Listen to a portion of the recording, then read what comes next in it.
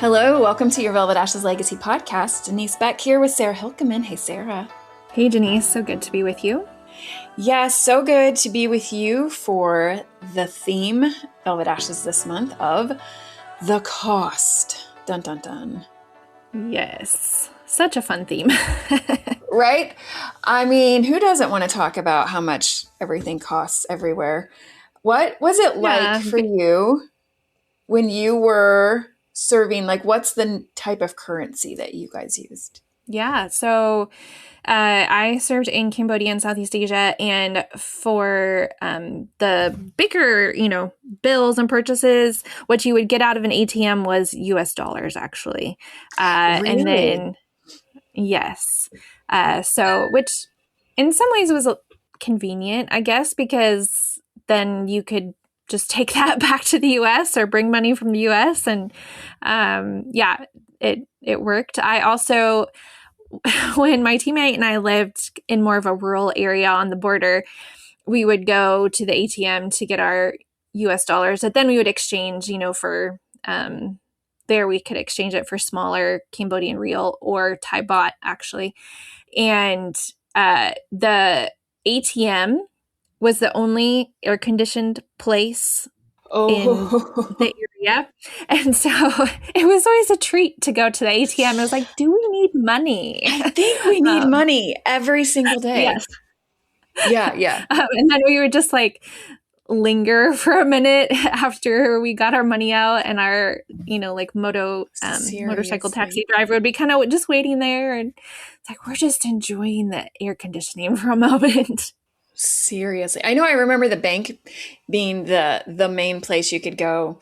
And I remembered it was where people didn't wear flip-flops. It was like everybody was wearing some sort of flip-flop. But in the bank, you might see people with real shoes on because it was air conditioning. Yeah. Yes. Sure. We had an interesting situation because we went to a country that eventually didn't exist anymore. And so Sudan switched from Sudan to South Sudan. So we actually had currency that they did not use anymore after it became, so they sent trucks through to gather up all and exchange it for this new currency. And they just did away with an entire country's currency. I don't even know what happened to it. So we have these bills that absolutely don't even attach to a real country anymore that we just saved because that was the thing. But we did not, you could not get US dollars. That blows my mind that in another country they have ATMs full of US dollars. But we also, because our country was on the terrorist list at the time, we couldn't it was difficult to get money, and so our accounts had to be in a different country. Sometimes we were traveling with suitcases full of currency across a border. Wow. It was one of those, it was really kind of a challenge to get money to be able to live how we were. It was, I'm sure some people that are listening to this are it is a juggling act. But I think even since as years have passed, digital money is a lot more prevalent as far as you can use your ATM cards, you can use a credit card, you can use a debit card in more places than you could, when we were there. But Sarah, when we go to our in-person retreat with women who meet us from all over the world, even which ATM you use is a big deal because you got to know who's giving you the best exchange rate. These things that are set up trying to gear toward the foreigners of use this, it looks like what you're used to. And then they're charging you all of these exorbitant transaction fees. And, you have to find somebody who's no, don't use the one that says this on it. Use the one that says this. Always go to the one that's attached to the bank, or, what is the thing in this country that all of the nationals or the people that actually live and work in this country would be able to tell you about how to get by. So there's that kind of cost. Did you have anything that you were doing the mental gymnastics in your mind to be okay, what does this actually cost? So it was 20,000 shillings is in your mind, you're always converting it to okay, that's about $7 in US or something. Did you have to do that in your mind all the time? A little bit, yeah. I mean, some prices, for bigger things were listed in US dollars. If you were going to like the local market or, doing a tuk-tuk or a motorcycle taxi or those types of things, those were verbally given. And, yeah, I don't know that I went back and forth that much. It was just kind of like, oh, I know that 5,000 real for this is a good price, or, whatever it was. Yeah. And it was also interesting, like, how much am I willing to pay for something that I never get to see, like fresh strawberries that show up once a year, or the Costco brand of dried cherries, which I never would have cared about in the US, but suddenly it was like, oh, this feels like a treat. And I am willing to pay more than it is worth, probably, for these types of things. So, point.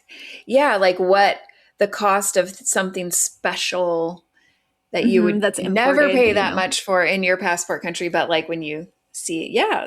But it makes something special, right? Like that was what I really didn't like when we came back to my passport country, was like nothing special anymore. I can get anything I want anytime. There is not like the thrill of finding a Dr. Pepper in the market, So there's like all of those sweet things. Yes. There's not that scarcity sort of mindset or experience, a little bit maybe when you live in like a small town versus a big city where you can get everything. Sure. But yeah, there's nothing like that thrill of seeing something that you don't normally see. But then for me, at least, there was also the panic of, I will never see this again. So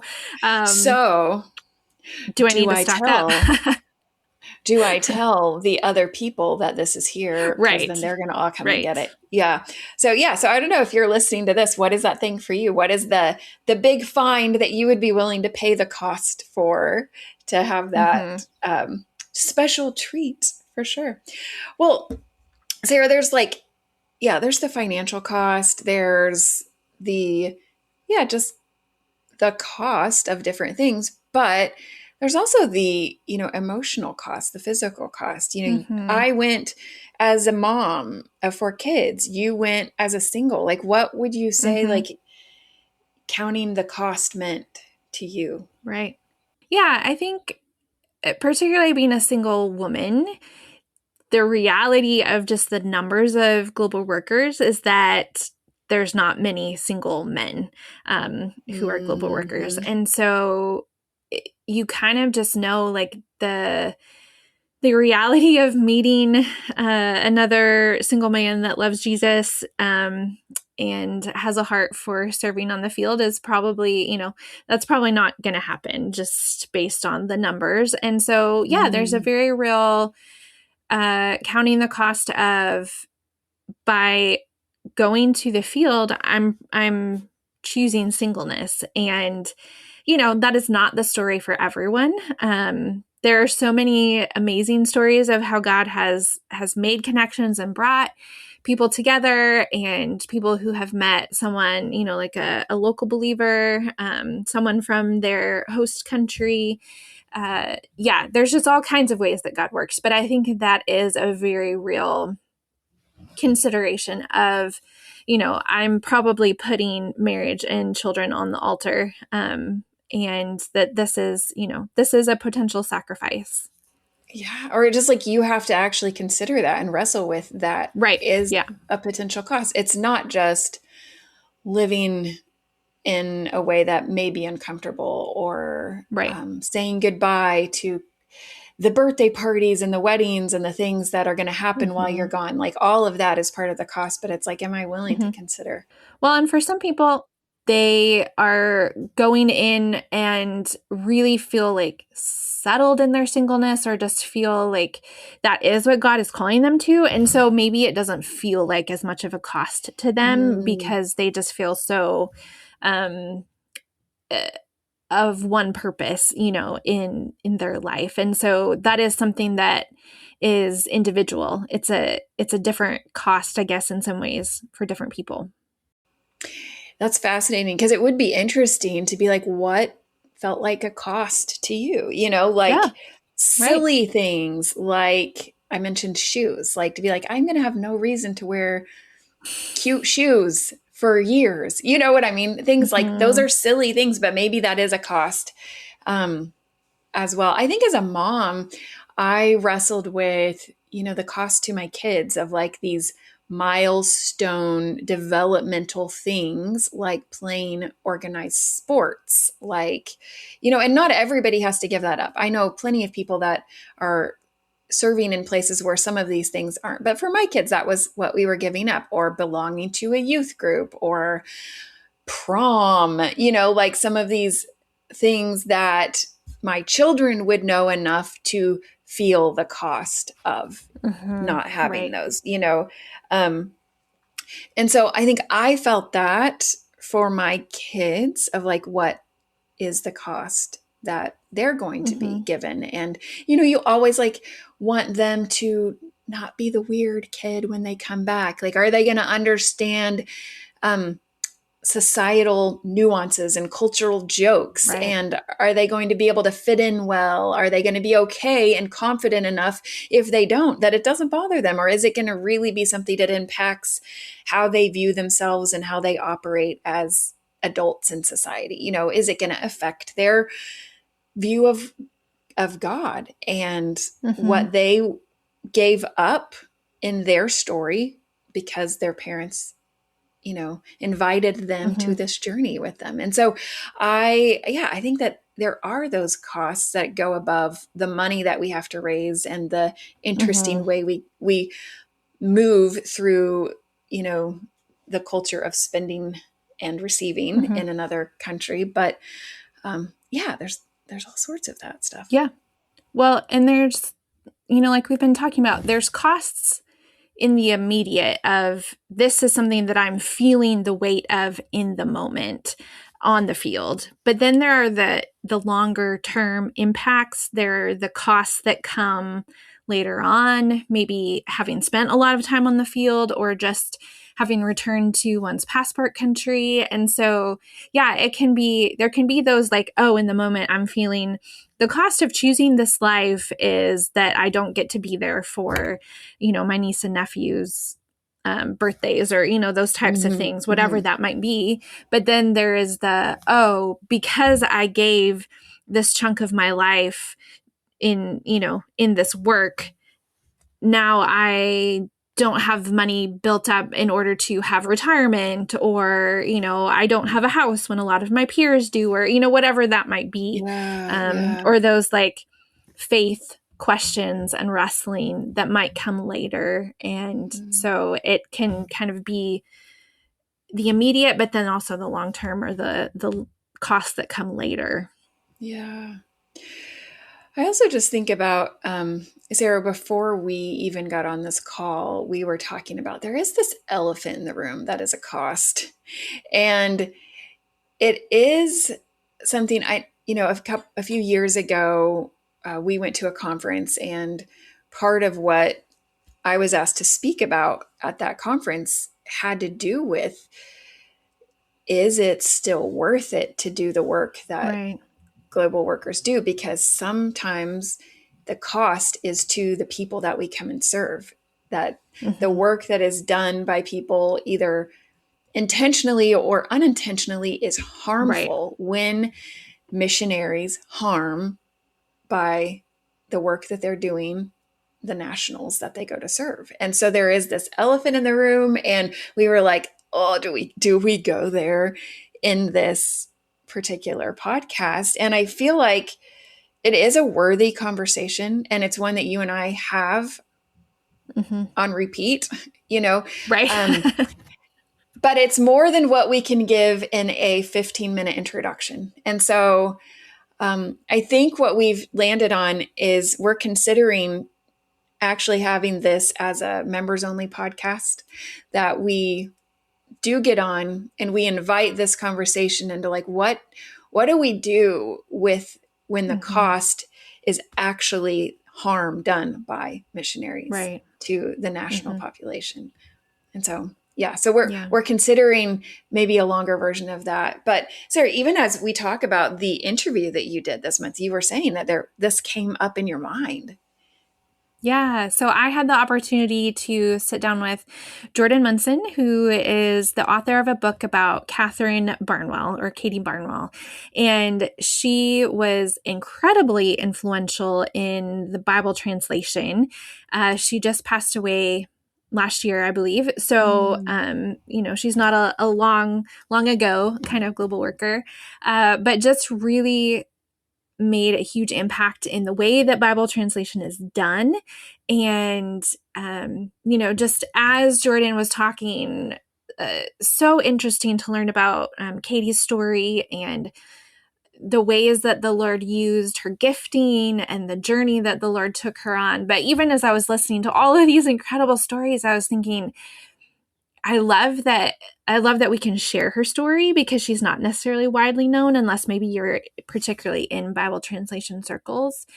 But also, she was not perfect. And, are we putting her on a pedestal by only sharing the good stories? And it's just something that I think we wrestle with, even with this podcast of,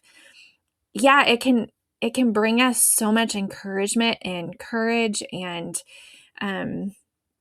inspiration when we hear the stories of these women who, even just in the life that they have lived, that they can inspire us. Yeah. But also there is that danger of elevating them. And how do we balance learning from the legacy of someone and honoring the legacy of someone really well, someone who did serve so faithfully and loved so well, but was also just human, and, not wanting to take away from that, but also just be real, because we are real people and we make mistakes and we are not the perfect global workers. And so, it was just something that I have been thinking about and wrestling with. But with all of that, I'm still very excited about Katy Barnwell's story and getting to share it. Well, and I think that's the hope of this whole thing, is that we bring to mind the encouragement, the inspiration, the reminder that we were all inspired by people who did amazing things and by the call of a God who sees our iniquities and sees how flawed we are and says, I still can use you. And I think that's the whole point, is like seeing the true story of how God uses imperfect people to do mighty things. And so it's what we love about the stories we get to share. So Sarah, I'm so excited for this interview. I think you guys are in for a treat. And as always, we want to thank Barnabas International for all they do to make this possible for us, for you. We hope you enjoy this month's interview. We'll see you next month on the Velvet Ashes Legacy Podcast. Every voice part of the symphony.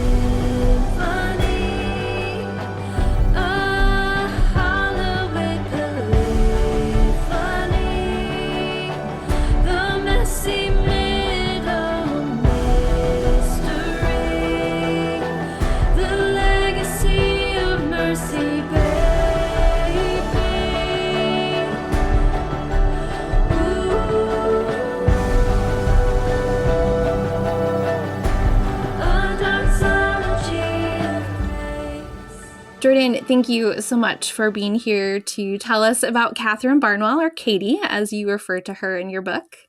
Yeah, thanks for having me. I appreciate it. So before we kind of jump into more of the details of Katy's life, I'd love to know, why did you want to tell Katy's story, like specifically through writing a book? How did that all come to be? Yeah, well, I started in the Bible translation movement, and people kept talking about this person who they called the Michael Jordan of Bible translation. It's kind of a funny way that I came to meet her. And I started to learn more and more about this figure, Katy Barnwell. And it was incredible how much she had accomplished. Now, then I'd go back to read the sort of famous missionary biographies, the Jim Elliott's and the David Livingstone's or whoever, right? William Cameron Townsend. I read all these stories and I would think, well, here I know a story that is maybe more impressive than a lot of these that have made it into the Missionary Hall of Fame. I know a story that's more impressive in breadth and reach. Why is no one telling her story? It's almost like you stumbled into a Mother Teresa or a Billy Graham out there that nobody knows about. And that was my experience. And I wasn't really stretching it. I mean, I think I have the receipts in the book that I think she's one of the 10 most influential missionaries, maybe even 5 in terms of her reach, in terms of the number of people who become Christians because of her work. She might be one of the 5 or 10 most influential missionaries in all of Christian history. And no one outside of Bible translation knew who she was. And so I thought, well, somebody needs to tell this story. And I'm a writer, and I thought, I'll reach out to her and see. And she just so happened to say yes. So, yeah.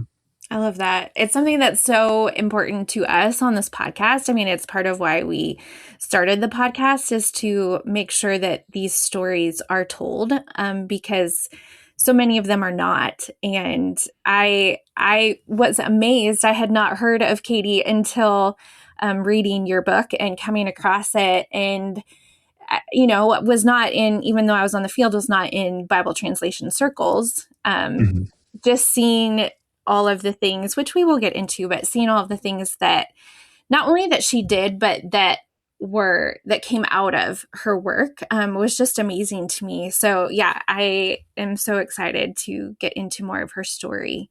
But let's get into kind of her life. What was Katy's childhood like? Where was she born? What was her life like growing up? Yeah. So she was born in 1938 in London, and her earliest memories are of the Nazi bombing raids, the Blitzkrieg, the 58. It's been a while since I've written my book. I think it was somewhere around 58 consecutive nights of just constant Nazi bombings. And so her first memories are, roughly as a 3-year-old, of being underground in the tube stations, subway stations, or in a church crypt, hiding from Nazi bombing raids. So that was her early life. And just like the beginning of The Lion, the Witch, and the Wardrobe, when the bombing raids come, they have to send all the kids off into the countryside to live with relatives. And so she and her siblings go off to live with relatives, and then her mother is kind of in and out depending on her work schedule. And so she goes out to the countryside to go live. So that's her first memory, is Nazi bombing raids, which I just think, and for her story to start in the same way as the Narnia kids is kind of magical. Right. Yeah. Anyway, so that was the beginning of her childhood. Her dad was off at war. He was a civil engineer, kind of working on railroads in continental Europe.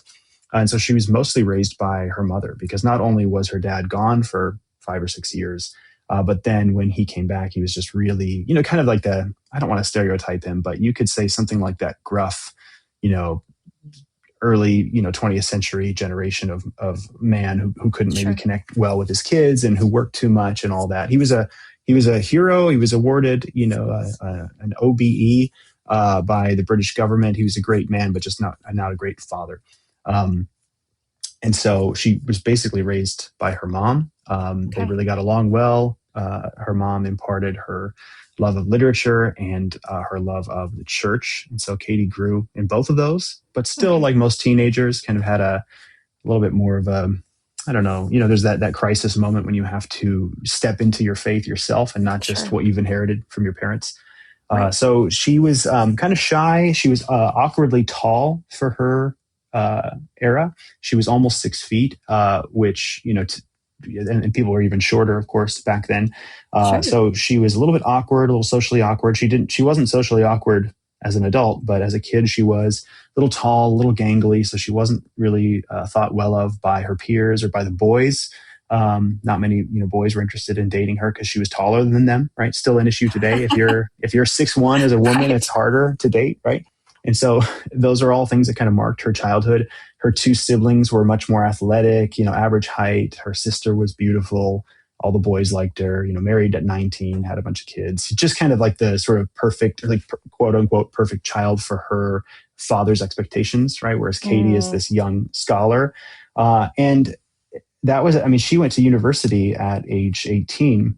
And that was at a time when almost no British youth went to the university, and especially not women. I think it was only, you'll have to check the book for this, but it's something like 3% of British youth went to university at all. Whereas right now, in America, it might be 40% or something. But then it was 3% in the UK that went, and almost none of them were women. So she was very strange and stuck out like a sore thumb. Cambridge and Oxford hadn't even started admitting females to college within like a decade or so. It was only about a decade before she went to college that Cambridge and Oxford even started having women go to college there.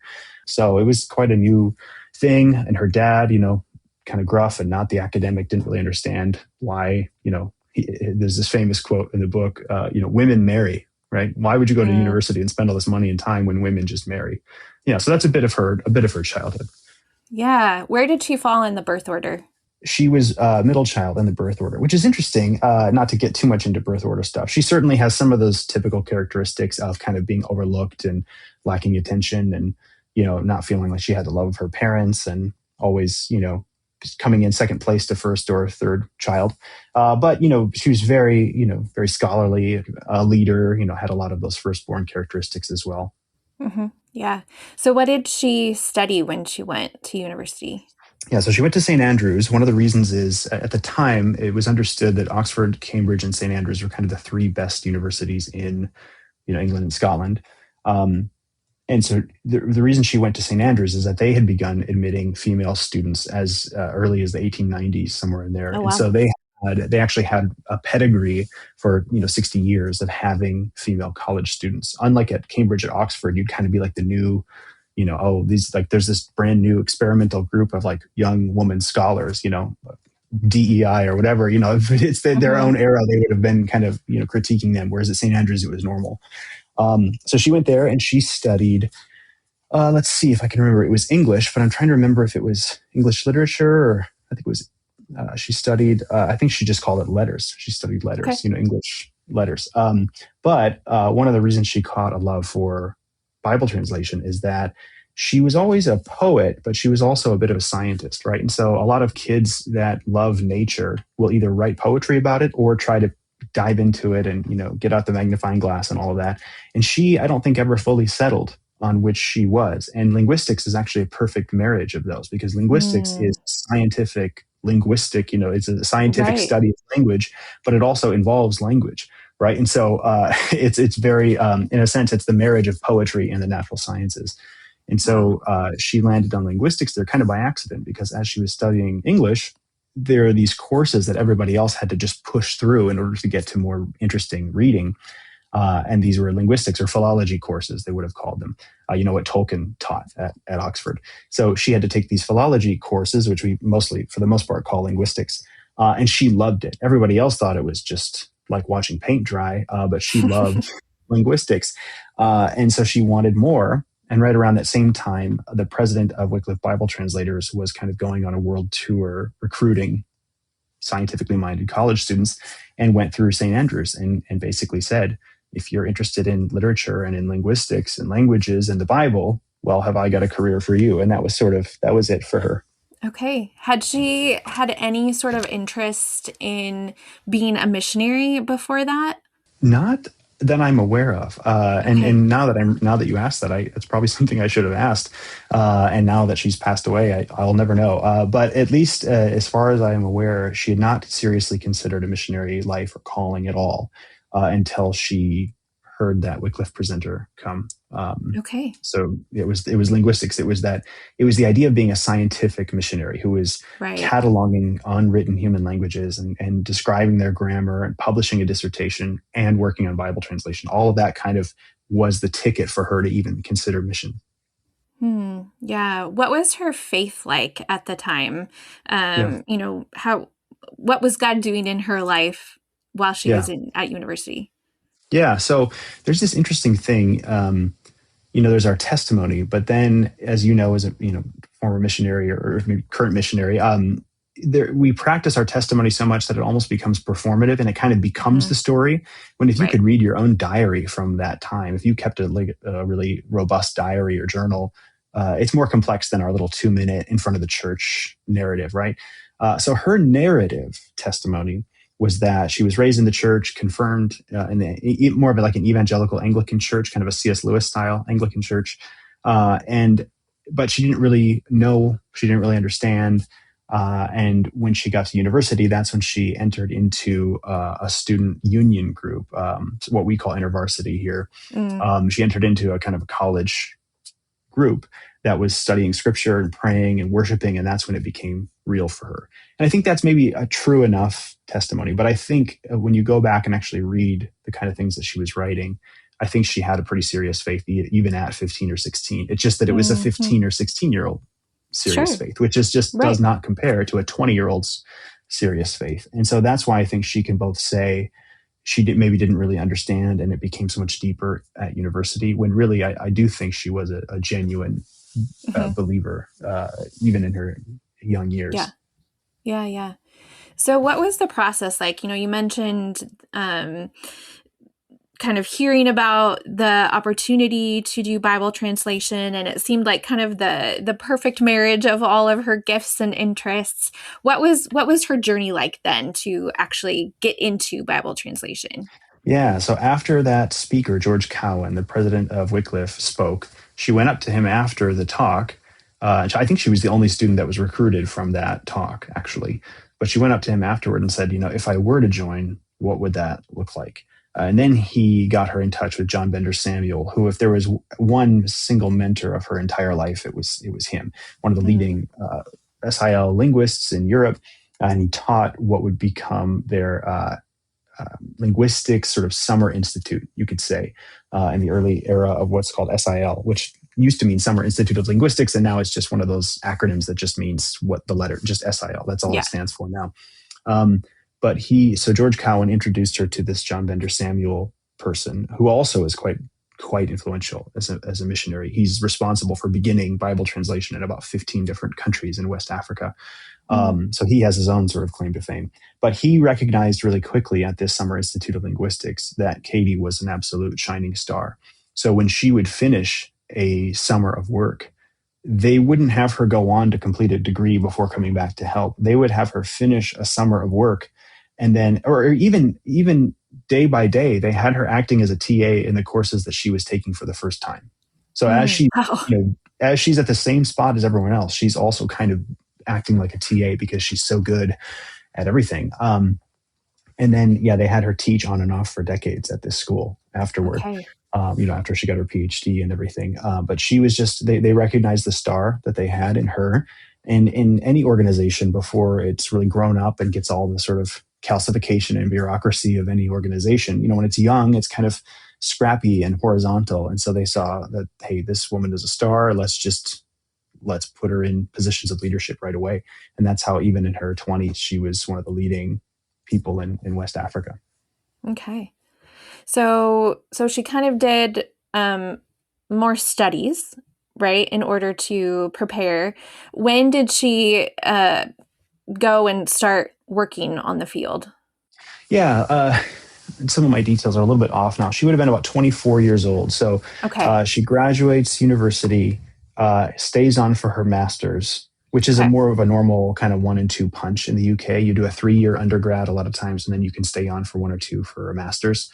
So she's only 23 or 24, and she's been taking these SIL linguistics summer schools at the same time. And now in the Americas, if you study linguistics in North America and you want to do Bible translation, they'd almost always send you to Central or South America, to indigenous groups, Mayan groups, Aztec, Incan groups, or Amazonian groups, whatever.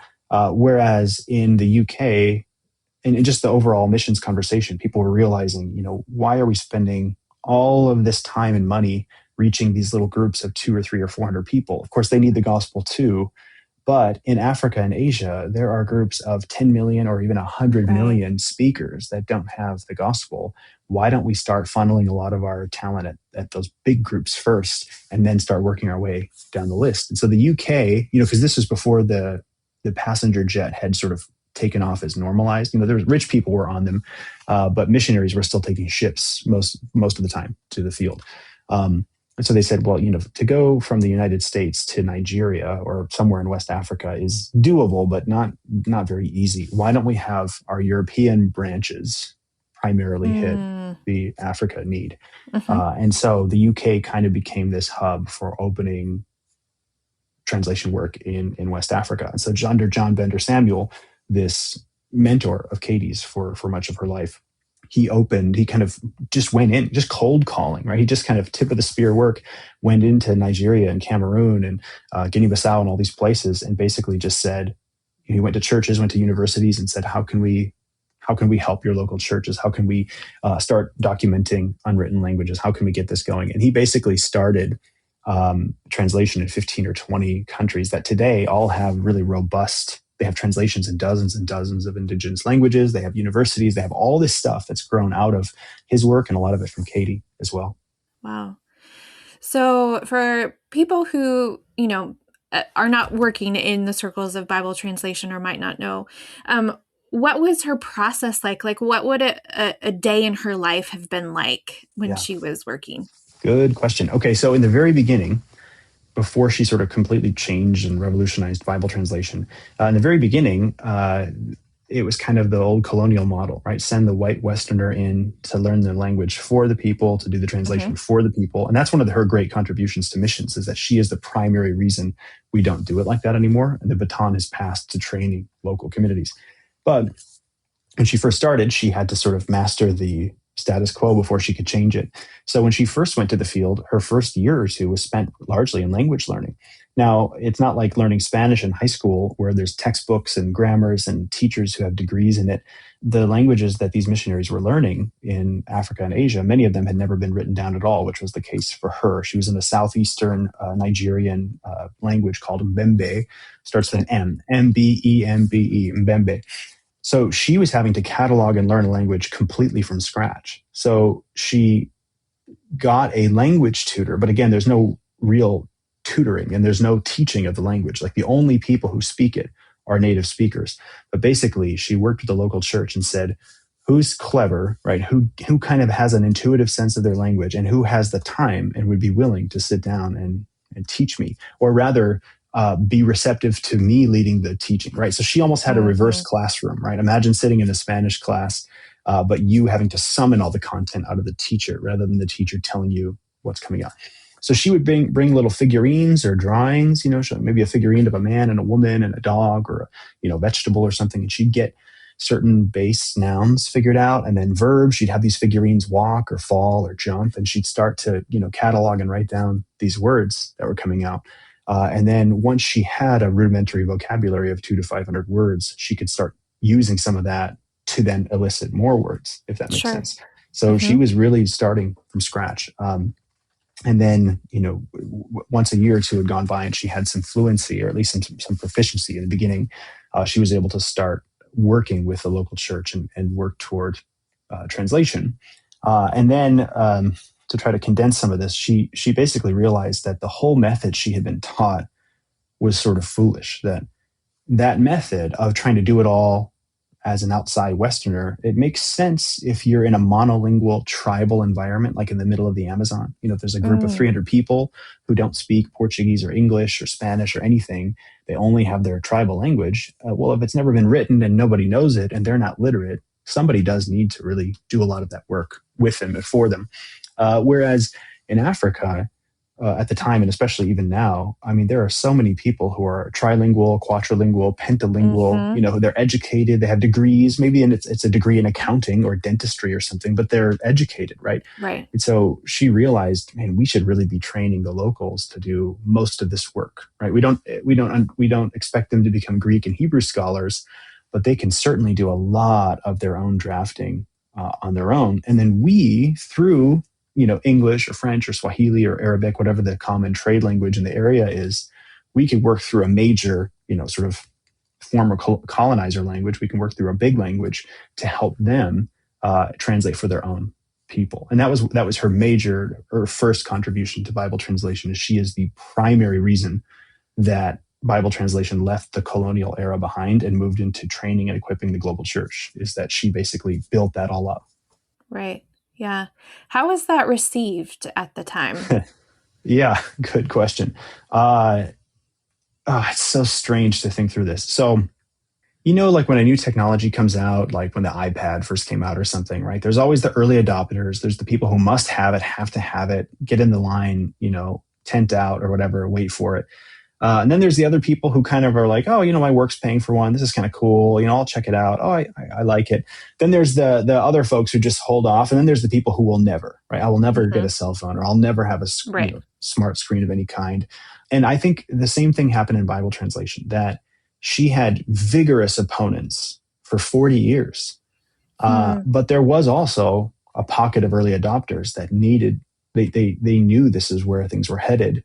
Bible translation was not the only missionary sort of silo Right. that was moving beyond the colonial era, right? That was moving beyond from the West to the rest. And so they could see the writing on the wall that eventually the global church would be running their own show. And it seemed like Katy, through her training books and manuals, had figured out the key to how to do that. So she had some initial early adopters in West Africa who were really excited. And then a lot of people who were like, whoa, how dare you, quote, train the tribesmen to do this work when, we, white, Western, PhD, whatever, and now it just sounds, obviously I'm sort of straw manning a bit. It sounds more racist even than it was the way I'm caricaturing it. But certainly some of that was there. But in their defense, to their best argument was, this is the word of God. So how could we require anything less than a PhD? How could we require anything less than a Cambridge, degree or something for this? And so that's kind of their best defense. But I think the straw man is also true, that it was very you tell, it's sort of like, when your elderly grandparents are not driving safely anymore and you have to take the keys from them in the night, there was some of that, right? That's not received very well when you say to the pilot, hey, it's time to scoot over and let the young person take over. So yeah, it was received by some as genius in the next stage of Bible translation. And then that group kept growing over the decades from 2% to 5 to 10 to the majority. But there was always that contingent that held out and said, no, that's not the right way. Even into when I did my training in 2012, there was still, I'd say, about 20% left of the Bible translation world who thought that was not the way forward. But eventually they all retired or died out, right? Like when you have a great new innovation in any sort of science, you never actually convince everybody. It just, the older generation dies off, and then the new generation just picks up with what the best call is going forward. And so you never actually convince everyone, and she didn't either. But her method now is used in about 85% of all Bible translation across all organizations worldwide. Wow. All the major ones all use her, basically what's downstream of her methods. Yeah. Wow. And I think it's easy also for us, in 2026 to say, well, of course I would have been, an adopter of this right away. And, to look back with what we know now and, maybe judge the people who were not early adopters or particularly excited. But it is amazing to me that as a woman, she was able to push through that and come up with these ideas, and then to be able to see, 85% using her method is really incredible, actually. Yeah. And it is really incredible that not only did a bunch of men in the 1960s, Western men, kind of give her a lot of this sort of baton leading, leadership.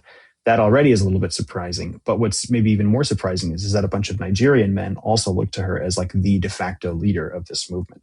And if you know anything just about Nigerian, gender roles, it was quite surprising that they gave her that kind of credit and authority so early. Especially even today, it's very hard to be a woman with credibility and leadership in Nigeria. And so somehow God cut through a lot of that and allowed her to be this figure. And because she was so intelligent, because she was so caring and loving, it's almost as if they just treated her. She's maybe one of the unique examples where they treated her like a Western man. They just gave her the same respect. Wow. Yeah. So did she move around to different projects? Was she mostly in one place? What did that Yeah, good question. Like? So she started in this southeastern Nigerian group called the Mbembe. And then 3 years into her time, the civil war in Nigeria started, the Biafran Civil War, which was just devastating. And 2 million people would die. Most were children due to starvation because of the sort of, what's the word? They put embargoes on that part of the country that had tried to secede. And so without proper trading of nutrients and agricultural and meat products, a lot of the kids just weren't getting enough protein. All they had was starch and not even enough of that. And so they were dying in droves. Anyway, Katy and her missionary colleague get stuck behind this war line. A lot of people think this little skirmish will be over in a few weeks, so they stay on. A lot of Westerners, of course, fled right away, but she stayed on with her colleague. And then this civil war just dragged on and on and on. And soon enough, they were without food or without much food. And they lost, an incredible amount of body weight. And they're stuck behind this civil war line. And, to be a Western woman in a Nigerian war zone is not a safe place for you to be. So they couldn't just flee on the roads or, by river. And so they ended up having to, they couldn't flee by boat, like through the ports or by the roads. But what they did end up doing is they had to flee by night in these little canoes, going north on the Cross River up to Cameroon. So it took them about 5 days to get to Cameroon and try to get out of there. And that was one of the reasons she realized, why should Bible translation, under that old method that she was learning, why should Bible translation halt just because the Westerner is leaving? Why can't this continue until, why can't the locals keep doing this? And then I can come back and consult and help on it. That was one thing that kind of kicked her into high gear. So she does go back to the UK, and that would be around 1967 or 1968, waits out the Civil War, then goes back. And that's when she starts training in earnest. And that's what really sets her apart. And this is to answer your question about moving, is that once she starts training locals to translate and it starts working incredibly well, then she gets on everybody's radar. Then they really quickly lift her up and hire her into one of the director roles of all of Nigeria. So now she's in Jos instead of her original location. And then she does that at the level of Nigeria for a time. And then they hire her to be over all of Africa. Now she's the director sort of over all of Africa.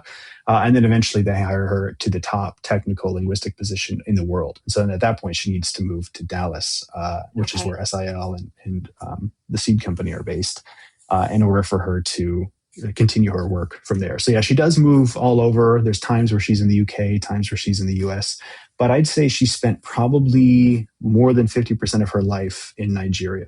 That's where she led. She would fly. She would have entire years where she wouldn't maybe spend more than 8 weeks in Nigeria, but that was her home base. That was always home for her. And then she'd be flying and consulting in every lived inhabited continent, and then back to Nigeria to be home. Okay. I wanted to talk just a little bit about the Jesus Film Project and kind of her involvement in that. Can you tell us a little bit about that? Yeah. So the Jesus Film started in 1979, or at least the project of it did. I forget when they made the film. But they realized here they had this pretty great, for its time, they had this great film. And they realized its gospel sharing potential. So they wanted to translate it into and dub it into all the most spoken languages of the world. And so they started dubbing it in all of these really well-resourced languages like Hindi or Mandarin, Spanish, Portuguese, right? These languages that have hundreds of millions of speakers, libraries, scholars, the government is running them. They're very institutionalized languages, and they're low-hanging fruit, because you could go to India and you could go to these libraries and you could pick multiple New Testaments in Hindi off the shelf. You could talk to Bible scholars in those local areas, Christian and non-Christian. You could get local actors to come in. There's already like a real wheelhouse for actors and stuff. And so you could translate, or rather you could just open up the New Testament to Luke, which is where most of the Jesus film comes from, the Gospel of Luke. And you could dub the thing, you could get local actors, and you could just pick the low-hanging fruit and dub the Jesus film in these institutionalized languages. And it worked. They dubbed it in Hindi and all these other languages, and, tens of millions of people, even hundreds of millions of people indicated that they had made decisions for Christ. It's a very loaded term, but that's how the Jesus film talks about this. And then in the mid-90s, they realized that they were very quickly going to run out of these languages, these low-hanging fruit languages. So there are about 7,000 spoken languages in the world, but there are only about 500 or 600 of those really institutionalized ones that have all of these resources in them. And the Jesus film was very quickly coming up on the end of those 500 or 600 roughly languages.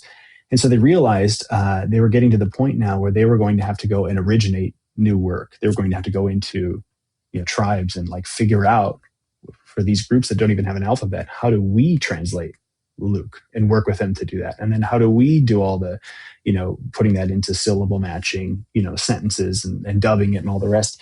And so they went to Wycliffe and they just said, or they went to the whole Bible translation movement and they said, we're desperate. We don't know what to do. We're not linguists. We're, film professionals. Right. Help us out. And Wycliffe, of course, who did they send? I'm the one who wrote this book. So of course we're still talking about Katy Barnwell, but they sent Katy Barnwell basically to build up their entire program for originating new translation work. And that's still, I mean, there's a lot of things that she did incredibly well, but that might be one of the most surprising, most successful parts of her entire career. She had 5 or 6 things that she did that would make anyone a sort of Hall of Fame missionary, but she did all of them. And yeah, one was the Jesus film. So their original goal, the Jesus film folks, their original goal was to translate and dub 30 of the most spoken languages in the world that did not yet have an orthography or an alphabet or anything.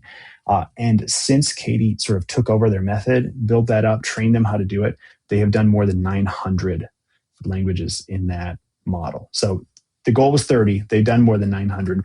And according to their own numbers, again, now as a missionary, as a missiologist, I'm a little bit wary of stats like this.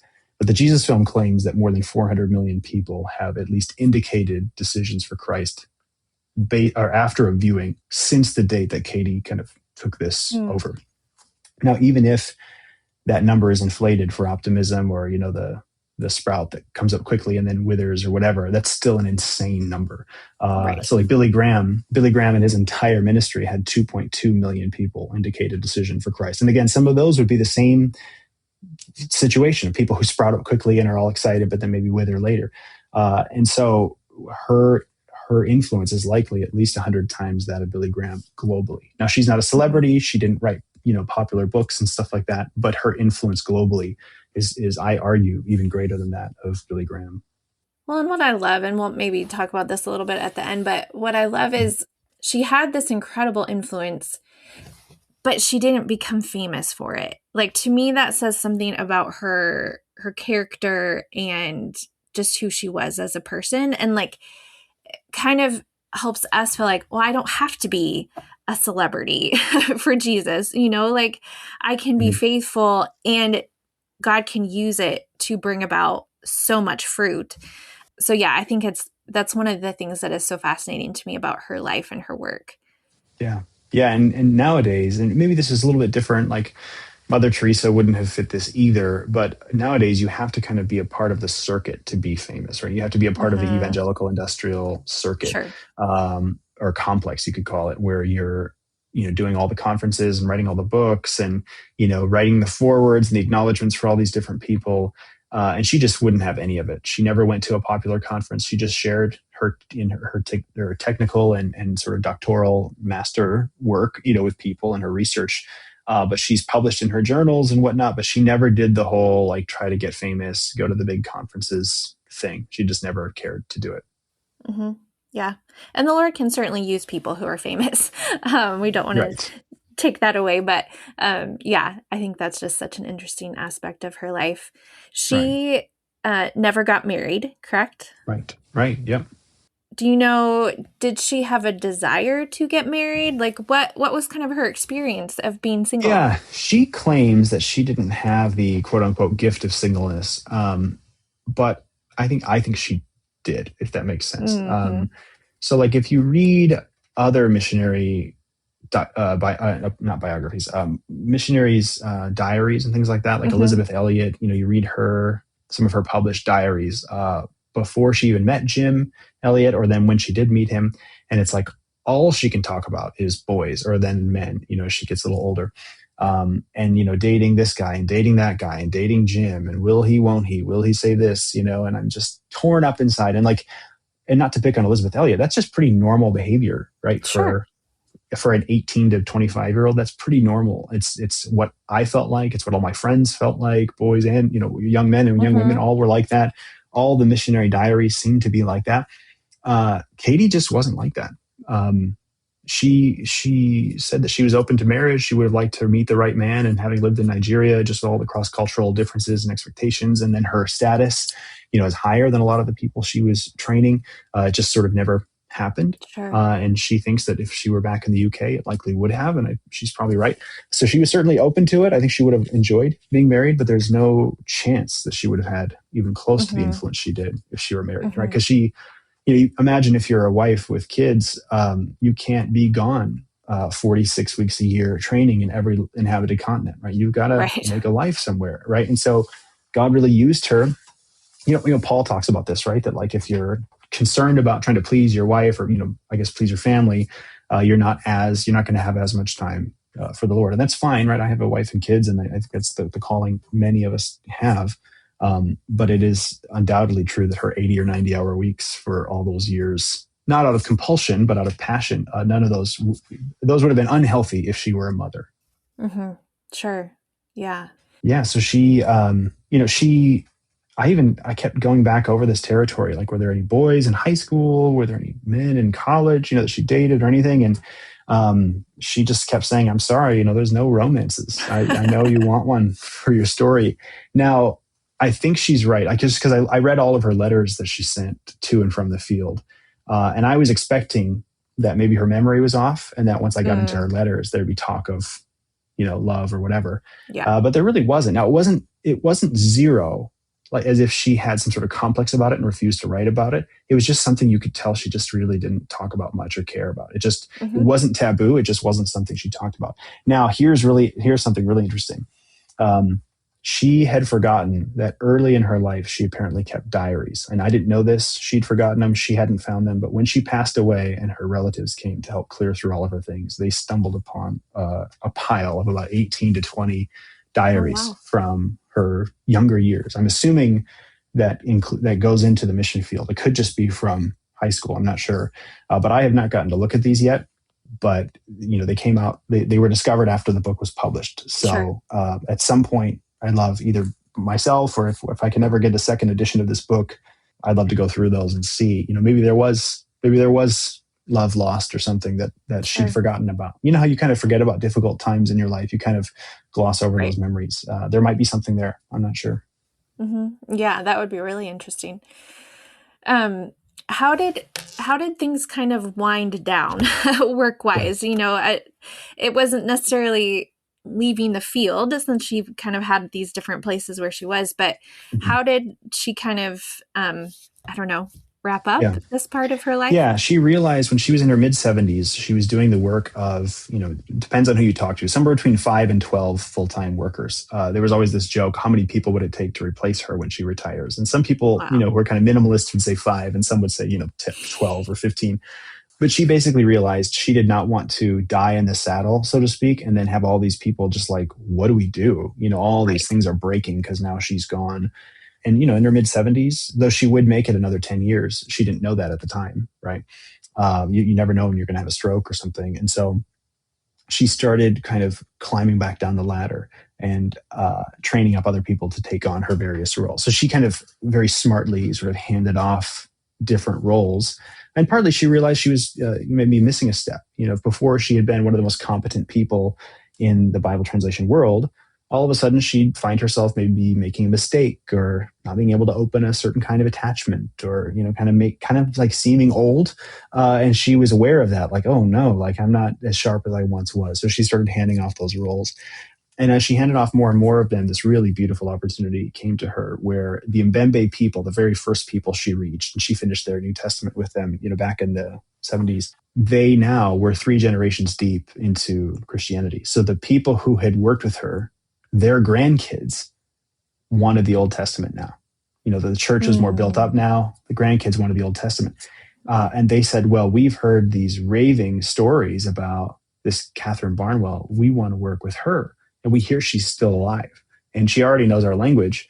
Would she, come back? Is she able to? So in her old age, in her 80s, she actually jumped back in with her original people group and worked with them. 3 different dialects of the same language. So, kind of different languages, but related. Right. She worked in these 3 different dialects to help them do Old Testament translation. And that would have been her final project. She was still working up until the very end, basically. She was still working full-time from the UK. After COVID, she stopped commuting there regularly, and she had arthritis pretty bad in her legs. And so in her early 80s, then she just became a full-time remote Zoom worker, which was actually, that was quite normal way before COVID. Bible translators were using Zoom and all those programs before anyone else was. Yeah, they travel somewhere for a few weeks at a time and then come back and check scripture from a distance online. Even as early as the early 2000s, they were doing that. Yeah. Okay. So that was a cool end to her career. Yeah. That she was able to, kind of that full circle coming back to that original people group is really cool. Yeah. All of this, everything that you wrote about and what you've told us about, as you think about Katy's legacy, what are some specific things that you feel like are part of her legacy? Yeah. So she's the primary reason that Westerners are not originating, they're not drafting the translation. She's the primary person who handed off the baton to the global church. And that baton has been handed in different ways across different kinds of missions organizations. But she's the primary reason that we train the global church to do that work. And the global church is now carrying that on much better than you ever could with Westerners. Yeah. She also invented a cluster model, which basically the long and short of it is instead of doing one language at a time, you can do 24 at a time and get all these people together in a room that share dialectal, roots, or they come from a similar language tree, so they can help each other out. So basically, the long and short of this cluster model thing is that you can exponentially increase the rate at which you're producing Bible translation, right? Instead of one New Testament in 30 years, you might get 20 different languages in 10. She did that. She also, something we haven't talked about here and we won't have time for, she was so ahead of her time that even though she didn't write a line of computer code in her life, she saw the need for software programs in the early 90s to do the work of translation. And she basically called for or really helped to kind of encourage and fund and promote and get the right people together in the room so that the two most used programs in Bible translation still to this day were both intricately tied to her in the early 90s. She basically pulled these people together and said, this is what we need. We need a drafting program and we need a research program. And still today, 30 years later, those are the two programs that I'd say 95% of Bible translators use. And she's not a programmer, but she was so ahead of her time that she just was part of those conversations, kind of like this weird Forrest Gump figure. So that's huge as well, because those continue to bring fruit every day. I mean, right now there's 10,000 people using those programs as we speak, and they're her programs, or partly.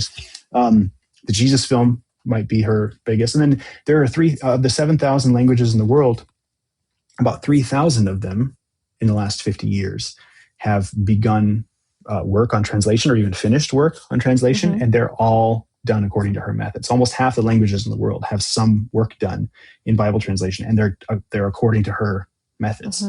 Almost all of the Bible translation world has signed on to these common standards. I forget what they call them, but these common standards, that these sort of pillars of how we do the work, basically letting the local church lead rather than the white Westerner, letting them choose which scripture first, and all these things. And a lot of that goes back to her work. So she basically is kind of a before and after in Bible translation. She turned the page from that first important era to then the second era. And that second era, lasted for 50 years and is just now beginning to turn into something else. But a lot of that turn is happening on her foundation.